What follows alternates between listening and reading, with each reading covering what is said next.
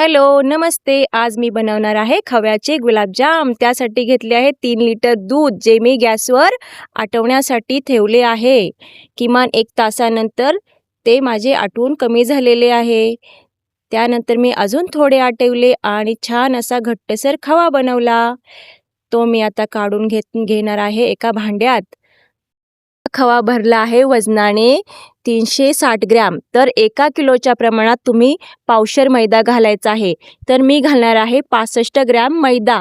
त्यानंतर baking powder, baking सोडा. तर चला आपण घालूया मैदा. मैद्यात घालूया अर्धा चमचा बेकिंग पावडर व अर्धा चमचा बेकिंग सोडा, ज्याने आपल्या गुलाबजाम छान स्पंजी व जाळीदार होतील. तो आपण छान कालवून घेऊया, छान मळून घेऊया पीठ चांगले. आपण ते बघू शकता छान मळलेले आहे. ते सॉफ्ट होण्यासाठी आपण त्यात घालणार आहोत अर्धा कप दूध. आपण गव्हाचे जसे पीठ मऊ मळून घेतो तसे हे मळायचे आहे. खूप वेळा असे छान मळून घेतल्यानंतर गोळा आपोआप एकजीव होतो व त्याला तूप सुटते. आपण बघू शकता एक छोटा गोळा तोडून घ्यायचा आहे व गुलाबजाम वळून घ्यायचे आहे. बघायचे आहे की त्याला क्रॅक जातोय की नाही, एकही चीर नसावी, असे सॉफ्ट असे झाले पाहिजे. आपण बघू शकता माझा गुलाबजाम सॉफ्ट असा झालेला आहे. तर मी थोड्या वेळासाठी त्याला रेस्ट करायला ठेवणार आहे व गुलाबजामसाठी पाकाची तयारी आपण करणार आहोत. त्यासाठी मी घेतलेली आहे पावशेर, जवळजवळ 300 ग्रॅम अशी साखर ग्लास गच्च भरून घेतलेले आहे व त्याच प्रमाणात मी त्यात पाणी घालणार आहे. 1 ग्लास साखर व 1 ग्लास पाणी. ते मी गॅसवर ठेवलेले आहे उकळण्यासाठी. व त्यात मी घालणार आहे इलायची, ज्यामुळे गुलाबजामला छान सुगंध स्वाद येतो. तर वेलचीची तोंडे अशी मी फोडली व पाकाच्या पाण्यात मी उकळायला घातलेली आहे. त्यानंतर पीठ रेस्ट करायला ठेवलेले मी घेतले आहे व मी गुलाबजाम सगळे एकसारखे येण्यासाठी ह्या चमच्याचा वापर करते, जो नॉर्मली आपल्याला बरणीबरोबर मिळतो. तर तुम्ही पाहू शकता असे माप घ्यायचे आहे व सगळे गुलाबजाम एकसारखे बनवायचे आहे, ज्यामुळे तळताना ते कमी जास्त तळत नाहीत किंवा आकाराने लहान मोठे होत नाहीत. तर आपण बघू शकता मी 2-3 तुम्हाला बनवून दाखवते. कशा प्रकारे मी बनवते तुम्ही पाहू शकता.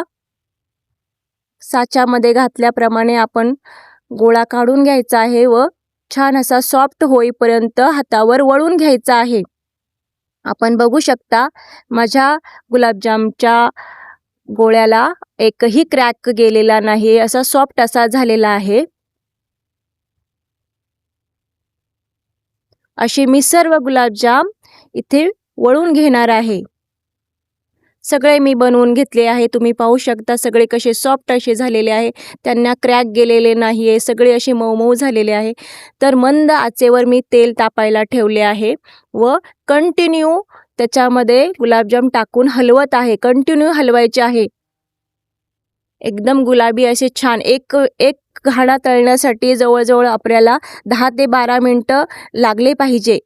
फास्ट तळले तर आतून कच्चे राहतात, त्यामुळे एकदम कमी मंद गॅसवर हळूहळू तळायचे आहे. तुम्ही पाहू शकता माझे गुलाबजाम किती सुंदररित्या तळलेले आहे. सगळ्यांचा रंग सारखा आहे, सगळ्यांचा आकारही सारखा आहे. याप्रमाणे मी सगळे गुलाबजाम तळून घेणार आहे. आणि तुम्ही बघू शकता मी एक गुलाबजाम तुम्हाला फोडून दाखवत आहे की तो आतून किती स्पंजी झालेला आहे, आतपर्यंत शिजलेला आहे. तर मी सगळे गुलाबजाम त्याप्रमाणे तळून घेतलेले आहेत. त्यानंतर आता मी उकळता पाक त्यामध्ये गाळून घालणार आहेत. साखरेतला कचरा व वेलची त्यामुळे निघून जाईल. तुम्ही पाहू शकता गुलाबजाम सगळे कसे भिजलेले आहेत, बुडतायत. आणि मी त्यानंतर त्यावरती झाकण ठेवून अर्ध्या तासासाठी भिजू देणार आहे. तर माझा गुलाबजाम नक्की बघा कसा छान बनलेला आहे. आणि मी तुम्हाला कापून दाखवते. पाकात भिजल्यानंतर पूर्ण भिजलेला आहे. खव्याचे गुलाबजाम नक्की करून बघा, खूप सुंदर होतात. धन्यवाद. Like, follow, share, subscribe. Thank you.